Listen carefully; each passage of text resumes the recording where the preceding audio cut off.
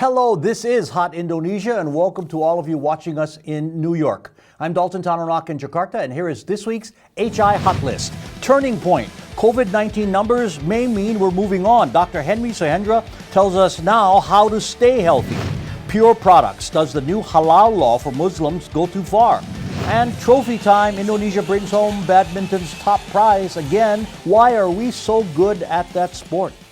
Here are my co-hosts. Sandrina Malikiano is Deputy CEO of Polmark Indonesia from her home in South Tangerang. And Millie Lukito is CEO of the Mobiliari Group from her home in Jakarta. Hot topic number one, turning point. The numbers in the fight against the global pandemic COVID-19 in this country haven't been this low in a long time. In fact, it was way back in May last year when less than 20 people died in a single day, and that happened this past Sunday. The number of new infections has been in decline, with vaccinations and health protocols playing the biggest role. Now, experts are saying that the outbreak may be moving from pandemic to endemic in some countries, meaning immunity from shots and natural infection resulting in less transmission and less serious illnesses. Millie, let's start with you. Are we finally getting there? Yes, and happily so. And I'm happy that we are talking to the doctor because I have so many questions going forward. Like, for example, a person who has already gotten infected, can he or she get another infection if not careful? But basically, yes, Indonesia has reached herd immunity. Vaccination also has reached around 80%. And if we can go past Christmas and New Year safely, then this will become an endemic. Yeah, that would be a good a milestone to look for if we get past the busy holiday season. Sandrina, when will you feel comfortable enough to say that the pandemic has passed? Dalton, in such a situation, it is best for us to be super careful, extra cautious, remain vigilant. We should not be in a rush to state that the pandemic is over. Learning from other countries' experiences, every time the level of vigilance, cautiousness, and awareness decreases, the COVID-19 case numbers increases. This happens primarily in countries where vaccination success levels are still limited, though. Just to share with our viewers, this week, Russia had another record-breaking number of new daily COVID-19 cases. According to Reuters, it was the highest number of daily new cases since the pandemic started. So almost 35,000 new cases in one day. Yeah, we could face another spike here too. Yeah. Beginning of this week, we also saw that that even though not significant, but the numbers of new cases have started to rise in several cities in Indonesia, including Jakarta. Okay, but new cases, my point, have been under 1,000, yes, which is the lowest in a long time. I said not significant, so it would be best if we ensure that the vaccination program in Indonesia reaches its target at the end of November. Yeah, and after you've been immunized, there are other ways, simple ways to stay healthy. Dr. Suhendra has been practicing medicine for 30 years now practicing at Siloam hospitals in Indonesia. Now, Dr. Suhendra, thank you for joining us. I know you are an avid bicyclist like Millie, and you're a gym guy. So you're a physical specimen at this point in your life. What is the number one thing you tell patients and friends to help themselves? To help themselves against infection. Another way of asking that question of yours is, how do you get healthier?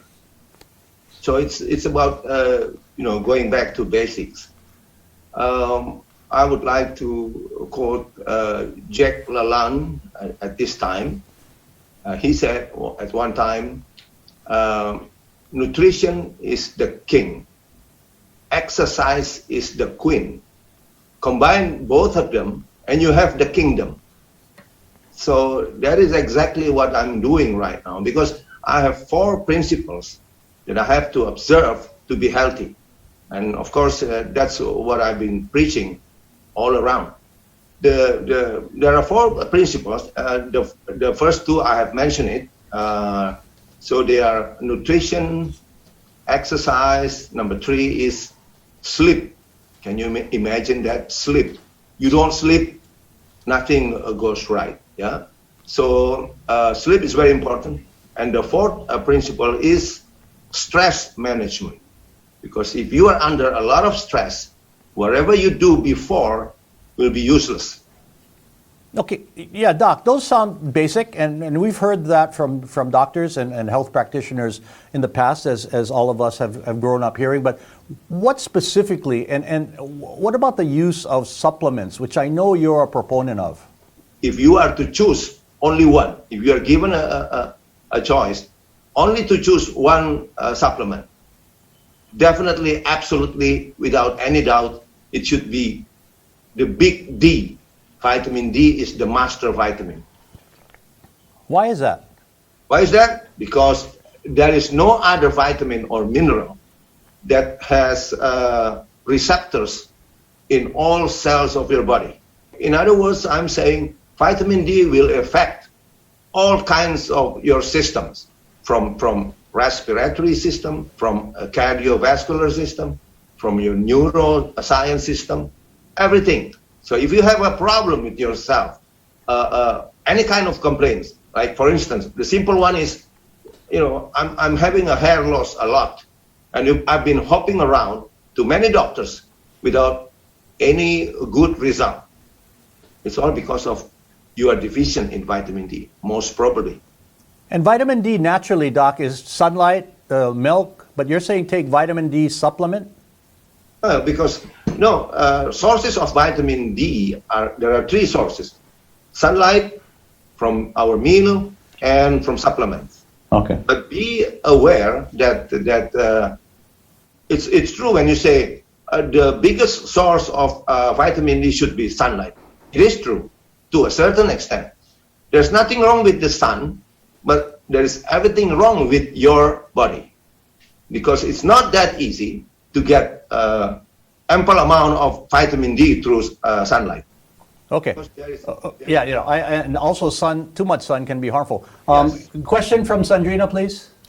Doc, I would like to know, in relations to your explanation about vitamin D, I've heard that it would actually be dangerous if you take vitamin D supplements or pills but not get sun exposure, because then it could not be break down into the vitamin D that the body needs.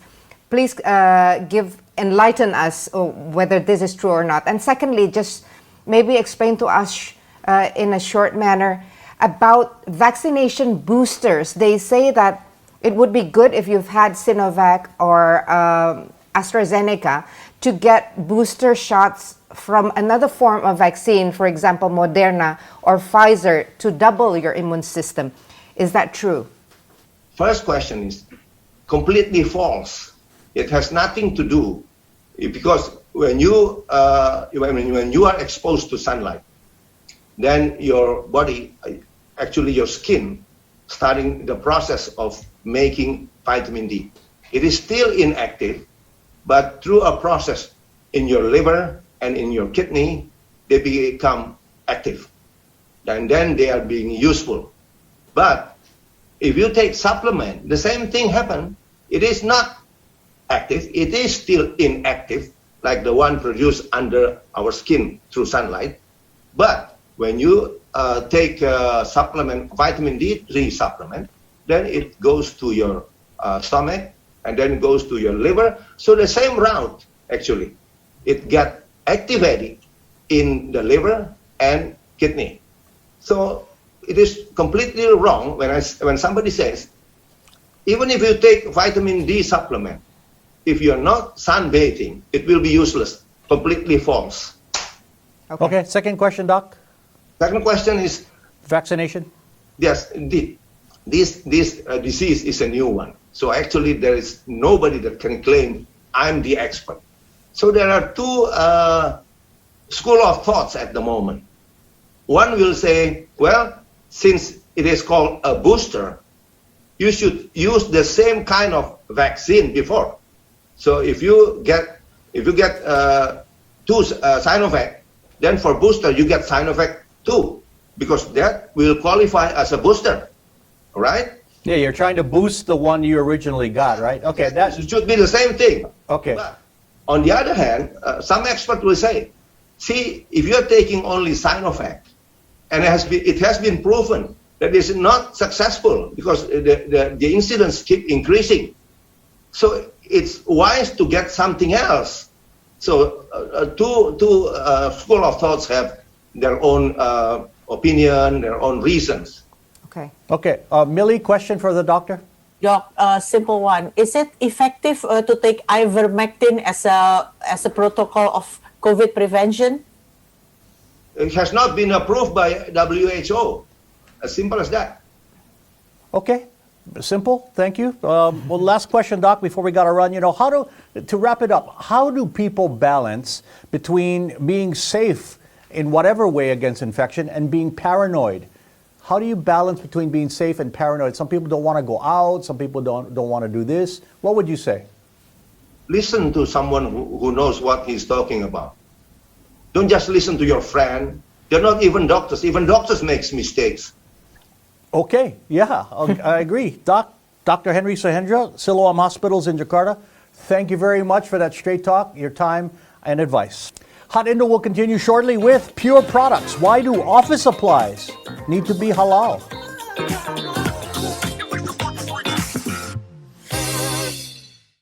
Home is not just one place, but a collection of memories in many places. it's where conversations create connections. And where seasons change, but not a moment is wasted. Because it's where we live. And the Ascot lifestyle we have come to love. Ascot is where we want to be. Welcome to Foodiepedia. Every week in this program, I will introduce you to one of Indonesia's fabulous food items. Yummy. Beautiful. Now, I'm ready to cook. Let's go to the kitchen. It's done. Let's meet to eat. Foodiepedia on the Indonesia Channel.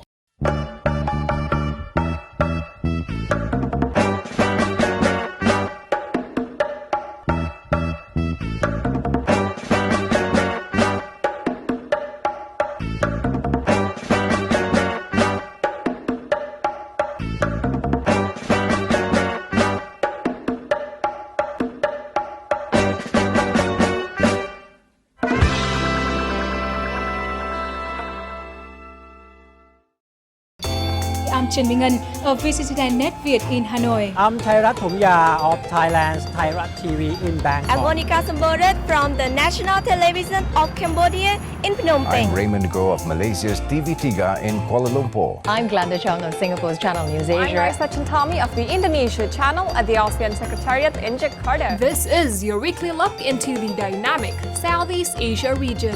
ASEAN Today on the Indonesia Channel.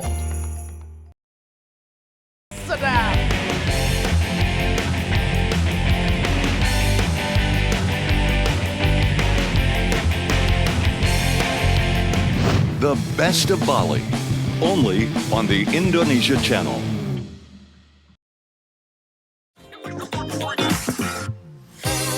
You are watching Hot Indonesia with Sandrina, Millie, and me. Here's hot topic number 2, pure products. In Islam, consumption of products and goods must conform to religious guidelines and be considered halal. The government has the certification power, and this month began a new phase that includes drugs and cosmetics, and this is the curious part, household appliances and office supplies. Now, food and drink, I understand, Sandrina, but stationery and staples, I don't get. Explain to me, please. Ooh, I'm certainly not an expert in religious teachings, Dalton. I don't have the capacity nor adequate knowledge on Islamic teachings to explain from that point of view. What could be the answer? But in general, I will try to put it this way. In Islam, those who have the capacity and proper knowledge, I must repeat again, those who have the capacity and are well knowledge are given and even encouraged to do ijtihad. Ijtihad is an Islamic legal term referring to independent reasoning or original interpretation of matters not precisely covered by the Quran, Hadith, or scholarly consensus. So it is an interpretive tool that applies legal reasoning based on sacred texts to derive new legal rules that meet emerging legal problems. This is where Islamic mazhabs are born. With their own arguments, each mazhab would elaborate Islamic teachings into details, including details that arrange or control behavior and actions in people's daily activities. Some mazhabs try to go into such small details that cover almost everything. I'm assuming that the makers of those regulations want to accommodate all tafsirs or interpretations from all the different mazhabs or school of thought concerning Islamic laws about halal and haram. Hence, we see the making of regulations about certification that cover not only food and drinks, but also household appliances and office supplies used by Muslim people. So we need to see these halal certification regulations, which has a very wide coverage, by using an accommodative politics logic or way of thinking, namely to accommodate all tafsirs, all mazhabs. Okay, what Sanjita, what from a layman's standpoint, and I appreciate that background, what possibly could be haram about office supplies? I mean, is it because the way it's made or the chemicals used? I mean, that has to be it, right? The process, right? The process, the ingredients, I don't know precisely, but logically thinking, it's like I've read something about toothbrush using the hair from a pig's hair or something, or boar's hair, and maybe like shoes that are made out of boar's skin or something. So it's most probably the ingredient. Those are pretty obvious. Those are pretty obvious direct connections to what is not halal in Islam, but office supplies, it's kind of very indirect. Now, Millie, getting halal certification is not free. There's a fee. So cynics say the expansion of the list is a revenue earner. Millie, are critics too cynical? Oh, I think that is very realistic. In lifestyle industries such as mine, the restaurants actually, they would like to obtain the Michelin guide. I'm sure you've heard of it. Right. Yes. And for restaurants to be chosen as a recipient of the award, or they have to pay a certain amount of money. And that is not cheap, actually. So, of course, for certification agencies, this is a revenue earner. And we have to be realistic that this is something that is very, very profitable. Yeah, and it's a government job now. And halal approval used to be the job of the Indonesian Ulama Council, the MUI, the MUI, but now it's just a consultant to the Religious Affairs Ministry. Sandrina, is it better in private or public hands? First of all, I want to share with you my personal experience that when me and my husband applied for the halal certificate for our restaurant, Abuela Cafe, a few years ago. It is not true if one says that certification process is entirely just a game of business or transactions, and that if you pay or bribe, then you could easily get it. We went through the certification process as regulated by the MUI province of Banten and MUI Pusat head office. Officials really did come, and they did a very thorough inspection, more than once actually, checked everything from kitchen equipment, utensils, cutleries, kitchen supplies, all food and drink ingredients. Now, to answer your question, would it be better if the certification is handled by MUI, or should the authority be given to a consultant under the Ministry of Religious Affairs? I think the most important issue is not who or which party, but how. The halal certification process would be good and proper if done transparently, free from acts of bribery and corruption, free from commercialization. Oh, that's a tongue twister. Yeah. Then they can earn the public's trust. So I agree with Millie, but it's usually not the system. It's people who maybe just take advantage of the situation. Yeah, like any government regulation or action. You know, I remember a few years ago when the government decided that they needed to regulate motorbike helmets. I don't know if you remember that. And they needed to get a sticker to put on their helmet, or else you couldn't use that particular helmet because people buy it off the street, whatever. That lasted about a month. And I never heard about that law since then. Millie, how strict do you expect the government to be on this expansion of halal approval? I think they will be very, very strict, because this is what we need actually, that for the agencies to be very strict. Like Sandrina said, they have to be very transparent, and they have to adhere by the most highest standard that they can obtain. Yeah, we hope so. And this is a little different than a motorbike helmet. Has nothing to do with religion. Okay, more Hot Indo is ahead with Trophy Time, why Indonesia dominates the sport of badminton.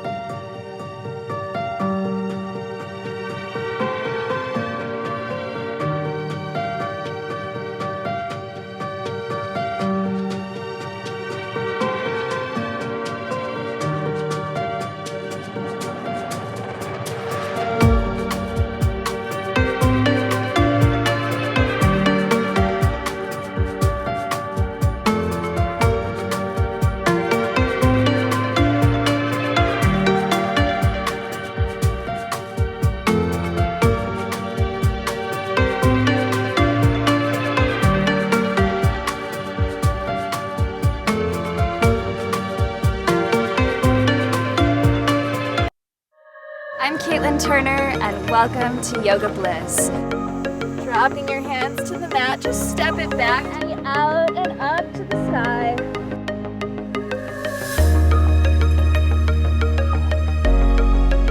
Up through your fingertips. Reach your right hand back behind your head. Let your hands separate forward and then start. Yoga Bliss, only on the Indonesia channel.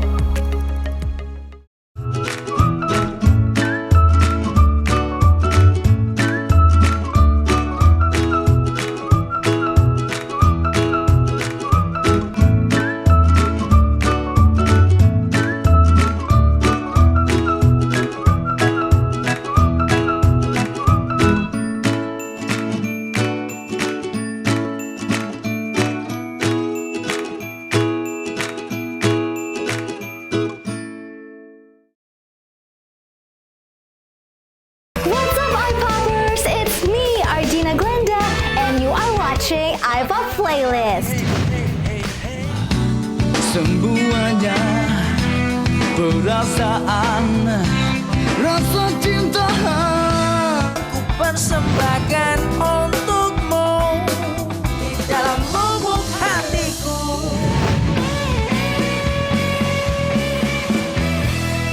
Tolong lihat aku dan jawab pertanyaanku.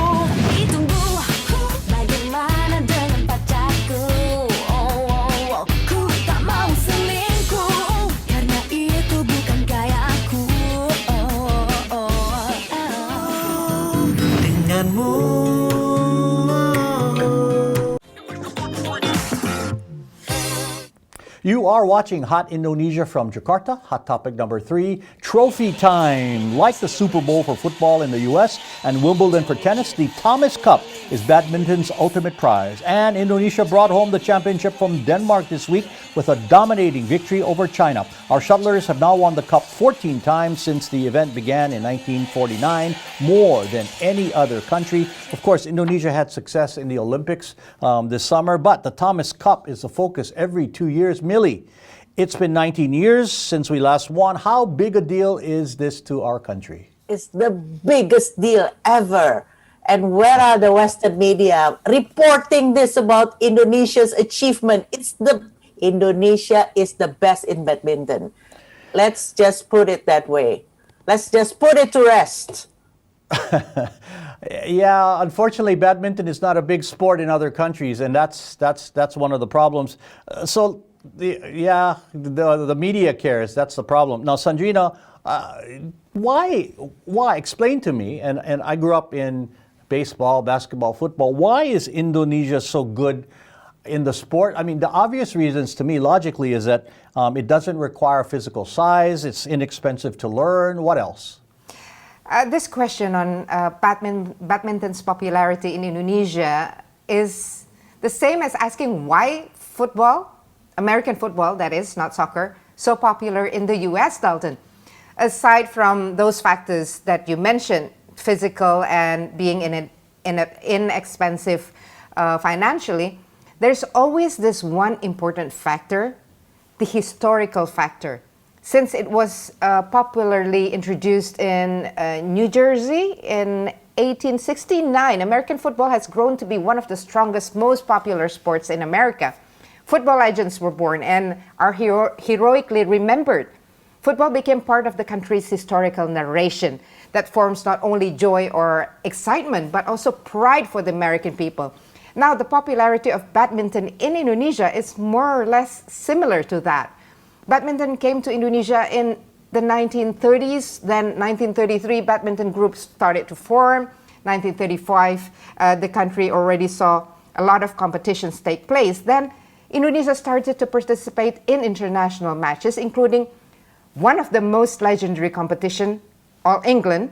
And from this international stage, legends like Rudy Hartono was born. He was one of the most phenomenal. He won 8 All England titles. So from there on, badminton became part of our nation's historical narration, giving not only happiness and excitement, but also pride to all Indonesians. I'm so happy we won again. Yeah, so you're saying history and also role models. Yes. Yeah, you had champions that everybody wanted to be like because they rose from humble beginnings and became legends in this country. So yeah, it's a nice story, and hopefully our expertise in this country expands to other sports because we got a huge population base. Amen to that. Yeah, okay. It is feedback time now, and Inda said this on our YouTube page. I can learn English from this program. It's so stunning. Oh, well, that's a great English word, Inda. And this YouTube post came from Igsan. We are watching from South Africa as well. Good to hear, Iksan. Here's how to contact us with your feedback. Email at hotindo@theindonesiachannel.com. And if you do email us, we'll send you a t-shirt like you see on the screen, or comment through our Hot Indonesia or Indonesia Channel Twitter, Facebook, Instagram, and YouTube pages. Final word, Sandrina. I would like to invite everyone to watch the events held in the upcoming Ibudaya Festival. The event will be held on the 24th of October in Singaraja, Bali. This is a women's festival, which will consist of all women speakers, artists, experts in a vast variety of fields. For information on event schedules and other details, please visit at Ibudaya Festival on Instagram. I'm looking forward to seeing you all on the 24th. Final words, Millie. You know, during the pandemic, I see myself having more time to meditate. I'm meditating more and having more time to play golf and to learn something new in painting. So who says this pandemic is all bad? We have now more time to learn new things and obtain new knowledge. And my final words, appreciate the simple things. I prefer a friend's homemade cake than one from a 5-star hotel. I'd rather have a handmade gift than one from a luxury boutique. And sing to me, you win my heart. Appreciate the simple things and do the same for others. And that is Hot Indonesia for this week. For Sandrina Malakiano and Millie Lukito, I'm Dalton Tanonaka. Thank you very much for watching. Please join us again next time.